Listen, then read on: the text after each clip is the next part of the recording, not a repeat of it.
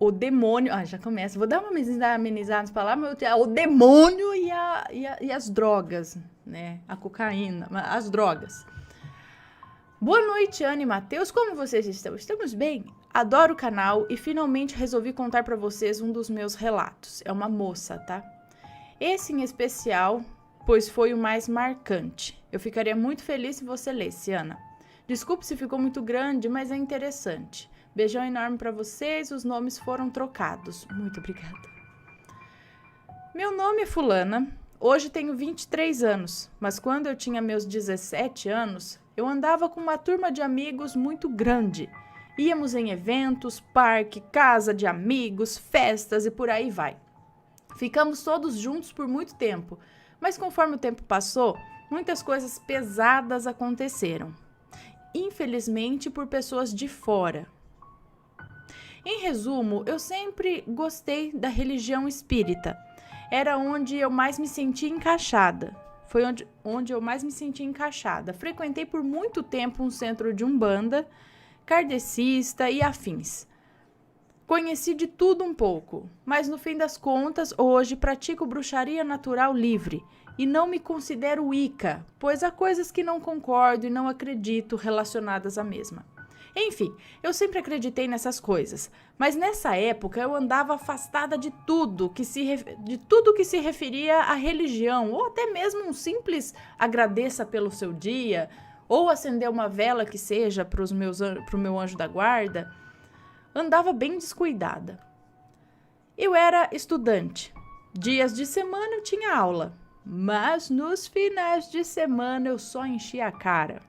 Fumava sempre e mal parava em casa. Coitada da pobre da minha mãe, que aguentou essa fase maluca, firme e forte. Eu sou extremamente grata a ela, mas quem nunca fez besteira quando jovem, né? Bom, uma noite fomos todos, eu e esse pessoal, para a casa de um rapaz, o Vitor, que era um cara de fora do grupo, que era fora do grupo convencional, e com quem eu estava tendo um rolo na época. Junto comigo estavam todos os meus amigos e os amigos dele, e meio que todo mundo se juntou para fazer essa festa rolar. Confesso que eu não sei o que eu vi no Vitor. Ele era um mala, mas fazia o tipo bad boyzinho, que eu gostava muito quando era mais nova, né? E na real, todo mundo curtia ter esse ar de descolado, diferentão. Enfim, a tal festa na casa dele foi regada a muita bebida, muito cigarro e dorgas. E maconha, tá? Pra especificar, né? Ficamos todos muito loucos. O Vitor tinha ficado muito amigo de um outro rapaz do grupo, o Felipe. E nessa noite, o Felipe havia dito que queria fazer coisas mais diferentes. Além de já estar super alto, né? Juntaram ele, o Vitor e mais 2 amigos nossos, o João e o Ricardo, e resolveram comprar cocaína. Cadê? Do vizinho, foram comprar do vizinho, traficante dele. Ó, que beleza, meu Deus, vizinho traficante ali do lado. Sim, isso mesmo, ao lado da casa dele havia uma biqueira e justo a casa de um traficante. Já estávamos acostumados com essas noites sem noção e na minha cabeça, se não tivesse nenhum tipo de problema para mim ou para o resto, tudo bem. Fiquei na casa dele com o resto das meninas esperando, bebemos bastante, rimos e dançamos. Mas eles estavam demorando muito para voltar. Então eu e a Camila, minha amiga na época, fomos até lá averiguar, pois ficamos preocupadas. Olha só, vai lá ver ainda. Estava lá os meninos, mais 2 traficantes bebendo cerveja, bem de boa. Achei aquilo bizarro, mas estava tudo bem, aparentemente, nenhuma confusão. Nos juntamos a eles e ficamos todos conversando um pouco, mas eu estava muito alta e pedi para ir ao banheiro. Eu não lembro direito disso, apenas uns flashes, mas se tem uma coisa que eu me lembro perfeitamente desse momento, foi que ao ir até o banheiro, cruzei o corredor da casa e me senti sendo observada e muito incomodada. O ar pesado. E não era para menos, né? Saí de lá rapidinho, depois de usar o banheiro, e voltei ao encontro do resto deles, que estavam usando drogas que lhes foram oferecidas e ainda levaram mais para casa do Vitor, onde todos usamos. Naquela noite aconteceu muita coisa, nem tanto comigo, mas são coisas difíceis de esquecer por completo. Me arrependo de coisas dessa época, mas eu era mais nova e para mim era tudo uma doideira e eu sentia que tinha que aproveitar a vida e levar tudo a ferro e fogo. Hoje já penso completamente diferente e nem beber eu bebo. Não bebo mais e não fumo nada, nem consumo qualquer tipo de droga. A energia daquela noite era muito pesada. Eu podia estar muito louca, mas a sensação que eu senti aquele dia seguiu-se. Ficou comigo 2 semanas, por 2 semanas que se sucederam dessa festa e eu achei que era coisa da minha cabeça, para variar. Eu morava com a minha mãe em outra casa, só nós duas. Chegou outro final de semana e ela resolveu viajar para visitar os parentes. Eu não quis ir, preferi ficar em casa e relaxar e não ia sair naqueles dias, só ia ficar em casa mesmo. Pois bem, assim foi. Eu sempre me acostumei e gostava de ficar sozinha em casa. Nunca me importei com isso, apesar de sair muito com os meus amigos no tempo livre. Era de noite, eu estava de bobeira, me maquiei e tirei umas fotos no banheiro. Coloquei uma música alta, depois fiz minha janta, estava tudo normal. Mas eu estava com aquela sensação horrível de que eu era observada em cada canto da casa. Se eu ficasse bem quietinha ou deitada vendo TV, sentia isso ainda mais perto de mim. Então eu me distraía fazendo as minhas coisas. Naquela noite mesmo, quando já era bem tarde, eu fiquei de bobeira vendo um filme na sala e eu juro que até hoje, male não consigo descrever essa sensação horrível que eu sentia. Era completamente bizarro e eu nunca havia passado por algo assim. Comecei a sentir um cheiro de coisa podre e muito enjoo, vontade de vomitar repentina. Achei que era algo da cozinha, pois eu havia cozinhado mais cedo. Daí saí procurando comida estragada ou algo assim e não achei nada. Tive que tomar um remédio porque eu não conseguia controlar a vontade de pôr tudo para fora e me deitei. Para piorar esse combo, comecei a ter uma sensação de sufocamento muito grande, não físico, mas na sala e no ambiente em volta de mim. De repente, senti muito frio. Eu me sentia gelada num nível de bater um dente no outro, para você ter uma ideia. O remédio de enjoo fez efeito e eu acabei dormindo. Sei que, Ana do céu, acordei de um pesadelo encharcada de suor, com o cheiro podre no ar. Pior do que antes. Era de madrugada, cerca de 2 ou 3 da manhã no máximo. Me sentia muito cansada, esgotada e com medo.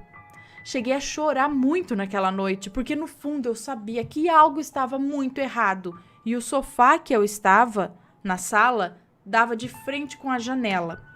Parecia até que alguém ficava ali me olhando, diversos olhares me acompanhando. Essa casa ficava para baixo, num terreno, e o sinal de 3G só funcionava na janela. Eu estava morrendo de medo, mas nem cogitei tentar falar com alguém pelo WhatsApp ou algo assim. Respirei fundo, apaguei a TV e fui para o quarto. Tranquei a porta, me joguei na cama e cobri a cabeça.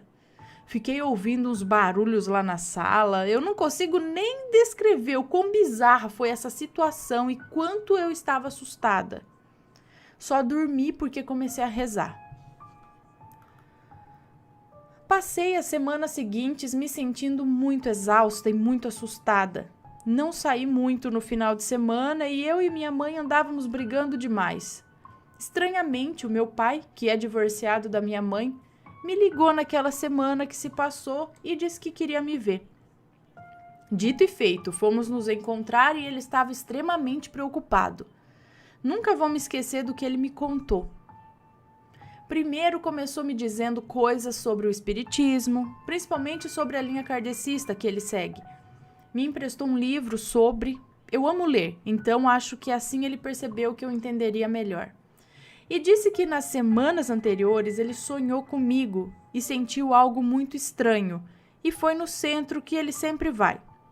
Na hora de se consultar, disse que queria saber como andavam as coisas comigo e queria que algum médium pudesse abençoar o meu lar. A médium, que falava com ele, se juntou com mais uns 3 e ela calmamente disse a ele para ele mentalizar a minha casa, que eles iriam até lá.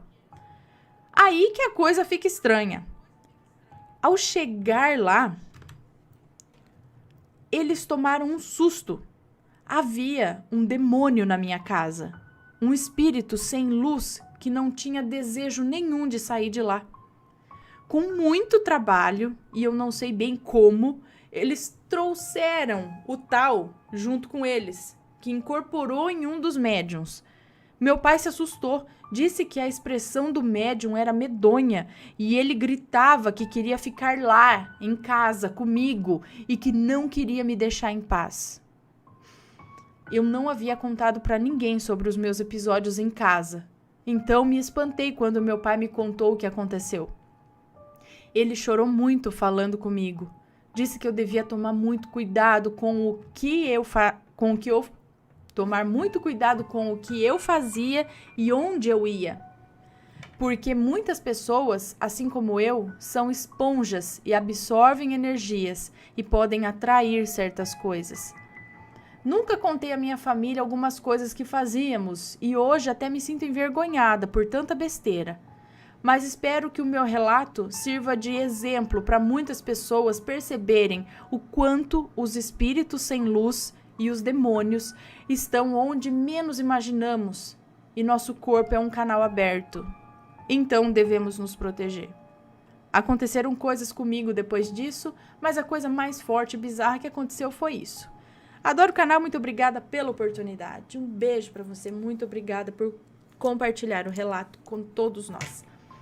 Então, primeiro, sim, existem vários lugares onde é repleto de espíritos baixos. Como, imagina assim, né? Num meio onde se é usado drogas, tráfico, né? Vá saber que coisa que acontece por lá. E aí ela passou, ainda entrou na casa do cara, foi lá, tudo, e estavam todos bebendo e usando drogas. Isso já é, a pessoa já pode ser uma esponja naturalmente. A hora que bebeu, usou droga, então, escancarou. Tava sob efeito de entorpecentes e num lugar pesado. E às vezes já tem uma sensibilidade maior. Grudou nela. Grudou e foi para casa. Ainda bem que não fez nada, não deu tempo, porque o pai estava com uma proteção espiritual em cima, ou pedindo por isso, porque se ninguém ligasse, se ninguém fizesse nada, se o pai dela não interferisse, vai saber para onde que isso ia. Aí isso poderia começar para cima dela, com depressão, não estou dizendo que depressão é assunto espiritual só não, viu?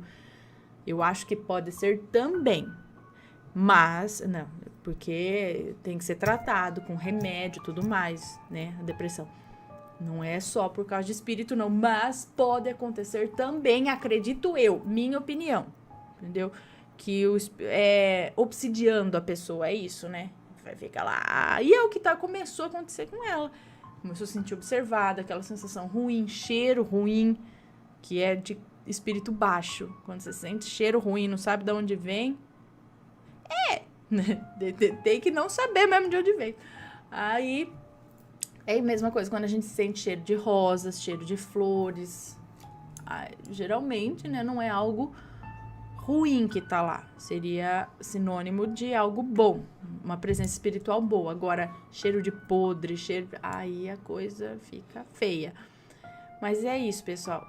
Aí eu queria destacar aqui também que muitas pessoas falam fala de droga, de não sei o quê, mas muito cuidado com a bebida também, tá? Que molecada e tudo que começa com uma cervejinha.